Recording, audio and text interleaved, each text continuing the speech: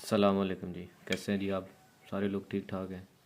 آج کی جو ویڈیو ہے اس کا ہمارا جو ٹاپک ہے کہ ایک جو اچھا انسان ہوتا ہے اس میں کیا خوبیاں ہونی چاہیے، تو ہم تھوڑی سی خوبیاں ہیں اس کے بارے میں ڈسکس کرتے ہیں۔ سب سے پہلے جو سچا انسان ہوتا ہے، جو ایک اچھا انسان ہوتا ہے، وہ ایماندار ہونا چاہیے۔ ایمانداری ہر جگہ پہ ہونی چاہیے، بہت بڑی بات ہے ایمانداری، صرف پیسوں کے معاملے میں بلکہ باتوں کے معاملے میں بھی ایمانداری ہونی چاہیے۔ اگر آپ سے کوئی بندہ مشورہ لیتا ہے، آپ سے کوئی بندہ ایڈوائز لیتا ہے، تو آپ اس کو ایڈوائز جو ہے وہ ایمانداری کے ساتھ آپ اس کو نصیحت کریں۔ آپ سے کوئی مشورہ لیتا ہے تو آپ مشورہ دیں تو ایمانداری کے ساتھ دیں۔ بہت سارے اپنے مفاد کو ذہن میں رکھ کے ان کو مشورہ دیا جاتا ہے، تو یہ ایمانداری کی علامت نہیں ہے۔ اس کو بندہ کنورٹ کرے اس چیز میں کہ میں نے ایماندار ہونا ہے۔ احترام کرنا چاہیے جی، احترام چھوٹا ہو بڑا ہو سب کو پتہ ہے احترام کرنا چاہیے، لیکن کس ٹائپ کا احترام ہے، کس طرح سے احترام ہے، منہ پہ احترام ہے، پس پشت کس طرح سے احترام کرنا ہے۔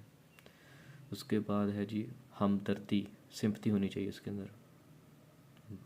سمپتھی جو ہے یہ مشکل کام ہوتا ہے، آسان کام نہیں ہوتا، ہمدرد ہونا کسی بھی معاملے میں۔ اس کے بعد ہے اس میں برداشت ہونی چاہیے، صبر کرنے والا ہونا چاہیے، بہت زیادہ صبر کرے، برداشت کرے۔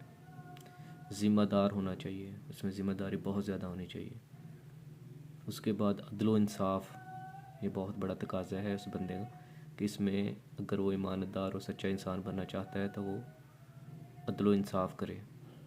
اس کے بعد ہے شکر گزار، ایک بندہ جو ہے وہ شکر گزار ہونا چاہیے۔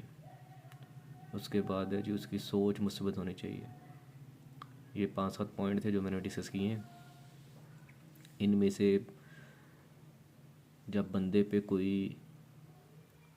کسی کو بندے کی اتھارٹی ہوتی ہے کہ میں اس سے یہ بات کروں اور اس کو یہ فائدہ ہو، تو پھر اس بندے نے وہاں پر ایمانداری دکھانی ہوتی ہے، وہاں پر وہ ساری چیزیں مینشن کی پتہ لگتی ہیں کہ اس بندے میں کتنا جذبہ ہے اس بندے کے لیے کہ یہ ایمانداری میں ہے، عدل و انصاف میں آتا ہے، کس طرح سے آتا ہے۔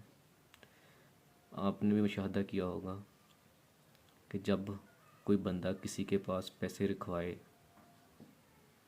یا اس بندے نے مشترکہ پیسے اکٹھے کرنے ہوں، وہاں پر ایمانداری کہاں جاتی ہے؟ بہت بڑی یہ ایک ذمہ داری آتی ہے اس بندے پر۔ اب نے دیکھا ہوگا کہ بہت بڑے سے لوگ ہوتے ہیں، بہت اچھے لوگ ہوتے ہیں، لیکن جب یہ پیسوں کا معاملہ آتا ہے تو اس میں